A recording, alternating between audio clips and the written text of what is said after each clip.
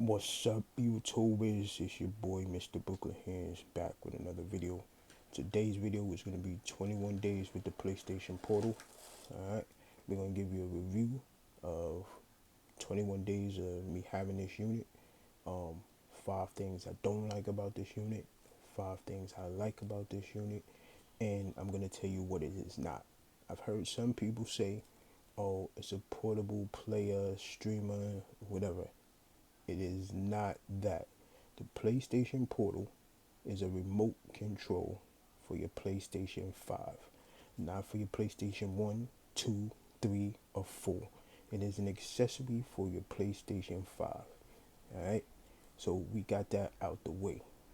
Next, we're going to start with the 5 things I do not like, and I'll demonstrate some of those things.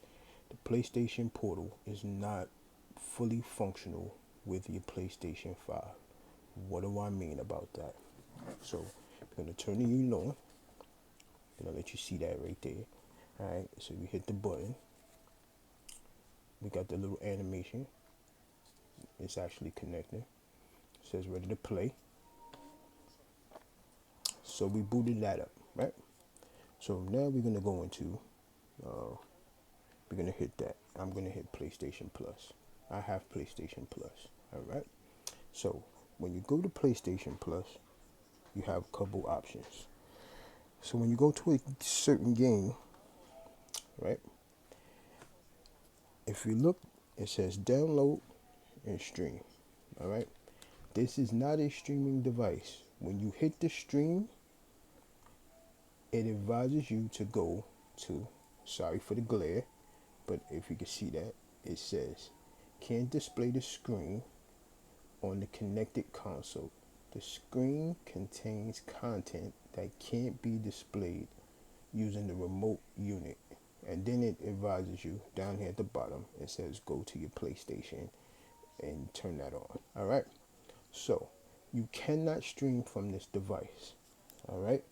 My second thing about this unit that I do not like is it is not fully touch functional.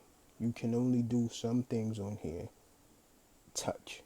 So once again, we'll turn it back on. The button that you do the little animation, that's the PlayStation button. If you hit it, it is touch.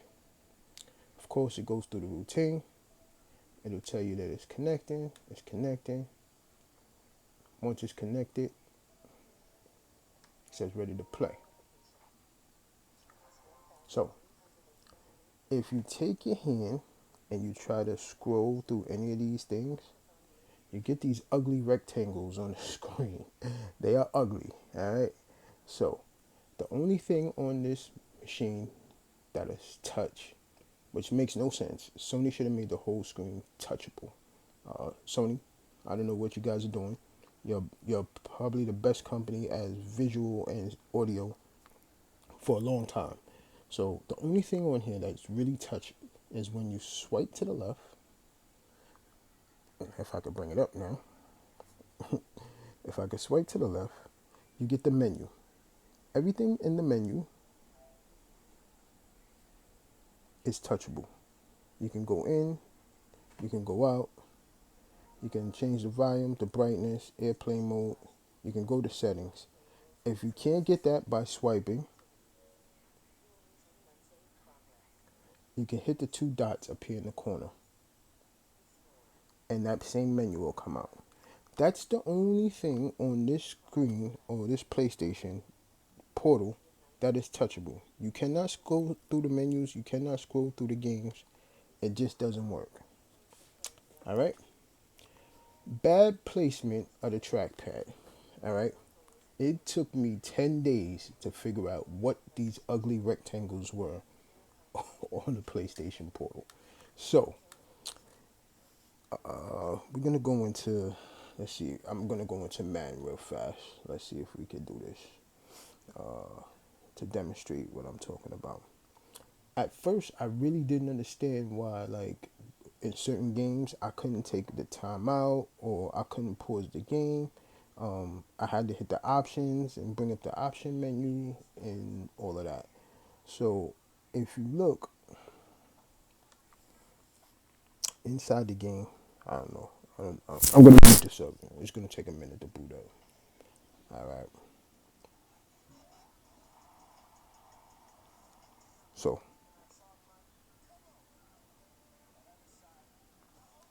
you got to give it a few minutes, a few seconds to boot up.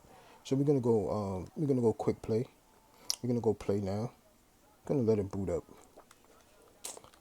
Yeah, we do the San Francisco. I'll be Kansas City. You know what I'm saying? That's what we're gonna do. Okay. So on PlayStation 5, your trackpad is like that that that functionality thing that does everything. So if you hold the trackpad, tap the trackpad, you can get the timeout. So we'll just we'll just start it off. So yeah, bad kick. Anyway, so as you can see, the game is started, right? So he's tackled, right? So before I was going to the menu. All right, let's see if we can get this up. Just gonna hold that. All right, so I was going to the menu like this, and then going here to take the time out. It took me about 10 days to figure out that the ugly little squares on the front of the screen happen to be the trackpad. So Sony, that was just bad placement. It was just not very well thought out. And y'all didn't inform anybody that that's what it was or that's how it was going to be, or nowhere in the instructions did I see that or did I know that it was a trackpad. I actually saw another YouTuber actually doing it and figured out that it was a trackpad. So whenever you do something and you need to get the trackpad, you have the left and right. It activates on both sides. That is your trackpad. Ugly. Big no no. You could have put it up there at the top or something like that. All right. Number four is this Bluetooth connectivity. You cannot connect this device to your iPods, your earbuds, your skulls, any other wireless headset. It will not connect. Um, there are the three new Sony headsets that they made. They all run about 199. Those are the only Bluetooth headsets that you can connect with this device. So if you go in here, it says PS Link headset. The Bluetooth is only set up for Sony's gaming headsets. They have the two new wireless ones and they have the one that doesn't have wire. Actually, you can see the picture of the headset that they have. That's the only headsets that it will read on Bluetooth. Big no no, Sony, because there's a lot of people that have many other different wireless headsets, so you should have made that connection. On the plus side, though, there is a headphone jack. If you see right there, down at the bottom, 3.5 headphone jack, so you can use regular headphones, wired headphones. You can't use any other Bluetooth. All right. And number five, my accessory does not need an accessory. What do I mean by that? Sony, you guys made this to be an accessory to PlayStation. You in turn made headphones and headsets that's very capable with this. That, I mean, you can use them with other things, but they were meant to be used with this in PlayStation. This remote device is $200. The headphones for this remote device is $200. I do not want to buy a $400 piece of accessory, a $200 piece of accessory, and add another $200 to be able to make it functional. Or if I want to listen with earbuds, I have to buy your earbuds to work with this. So that's a big no no. Not happy with that. So let's get to the good stuff. All right, we'll move on for that. What do I like about this? I love the fact that um, the connectivity is awesome. Um, as long as I've had it and I've been playing with it, no matter where I am in my house, and I turn it on. Every time you turn it on, you get that little thing there. Um, it never takes. It takes maybe a good 15, 10 seconds for it to ready to play. Not even 4 seconds. You hit the X and boom. Connectivity is awesome. So I haven't had any major Wi-Fi issues or whatever. Mainly because all of my consoles are hardwired. So if you have a PlayStation Portal, my best advice is to make sure that your console is hardwired. I've heard, and I actually know one person that was having problems because the console wasn't hardwired, and they actually um, had to um, hardwire it because they were getting bad frequencies, bad connection. All right, so it's easy to connect. Two, um, Sony for a long time has been the innovator of screens because they make TVs, audio because they were the first company to make a Walkman or a Discman.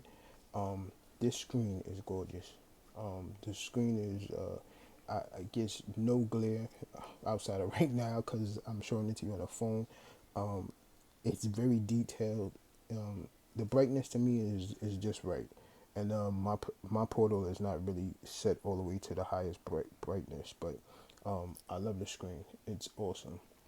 Um, it's really portable. It's really portable compared to some of the fully functional portable devices out here. Um, it's comfortable. It's nice to carry around. You can move it from one place to another. It's not very heavy. It doesn't feel cumbersome in your hands. So I love that. I like the way it feels. The battery life on this device is awesome. I've literally played for like 2 hours and 45 minutes before the battery starts like fading away. I've been on Call of Duty and playing Spider Man like for hours, and it really doesn't go. The battery it depletes, but not as fast as some other devices. So it's really good. And believe it or not, I like the my PlayStation has the token animation. So when you move to certain things or when you go to a certain thing, it's on every PS5, but I like it on here. I shut it off. I turned it back on the PS5 because it works here. So I kind of like hearing it on here.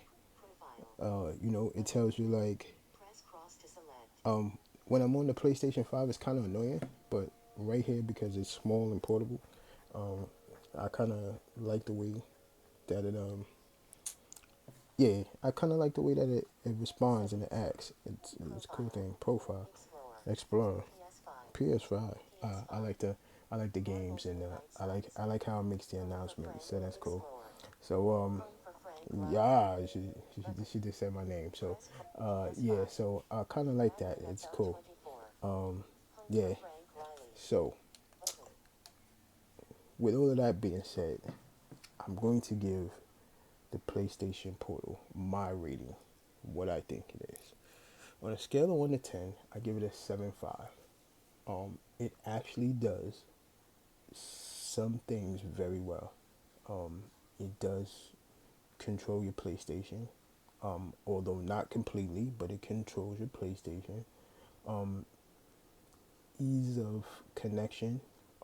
Once I had my PlayStation and the portal paired up, I have not had a problem connecting to my PlayStation or booting it up. So it does that well. The screen is pretty, and of course, I have my two favorite things on here um, that I like. So um, my two favorite things, like I said, one is the connectivity. That's one of my favorites because it happens one, two, three. But my other second favorite thing on here is this animation. I love this animation. For some reason, it reminds me of Doctor Strange from the Marvel movies. Um, when you hit it, it's gonna do that little thing with the. It just reminds me of when Doctor Strange was doing his magic in the movie, so making a little circle. So animate. Sony gets points for the animation. I love that. It's real cool stuff. So, like I said, the PlayStation Portal is $199. It costs about $218 with tax. Is it worth it? Um, if you're a novelist and you like these kind of things, or you want to just have them to add to your machine, yeah, it's worth the $200. I would not spend more than $200 with this unit. In 21 days, um, I'm not a real big PlayStation guy. I play my Xbox a lot, a lot. But in 21 days, I think I've played my PlayStation more than I've played my Xbox, all because of this device. It just makes playing PlayStation easier, and it makes it a little more fun because I don't have to sit in front of the TV and have the controller and sit. I could carry it around from place to place. So it makes it a little bit easier. It's a lot more fun. I don't have to be in one place to play my PlayStation. Um, and I most definitely um, like the fact that it's very easy to use. If you have or if you experience some of the other portable devices outside of the Nintendo Switch, um, all the rest of those have to be set up. You have to update the software. You have to download the games or whatever. This you can hook up and have it up and running in less than 20 minutes, less than 20 seconds. If you have your PlayStation on remote play, um, and you just pair it up and your connection is good, you can be up and running in 15 seconds. It'll play all the games that's on your PlayStation. Download it. Um, if you have an external drive, which I've been experiencing, let me see. Actually, this right here. If you have an external drive and it is not on your hard drive and it's on the external drive, what's going to happen is that it's going to ask you to free up space. Well, I have a lot of stuff on my PlayStation, but you'll get that. So, exactly. So, that means you have to um, available space. It will not play from the external drive. You have to actually download. You have to actually take it and um, you have to do the swap. You have to take it from your external drive and put it on the hard drive so that the games will be able to play. Um, I have not been able to play anything on my external drive. I had to transfer it to my hard drive, my PlayStation hard drive, and then switch something else off the drive to the external drive so that I could be able to play. So outside of those little ticky tack things, the Portal is worth it. If you buy it for $199, don't spend no more for it. It's a decent unit.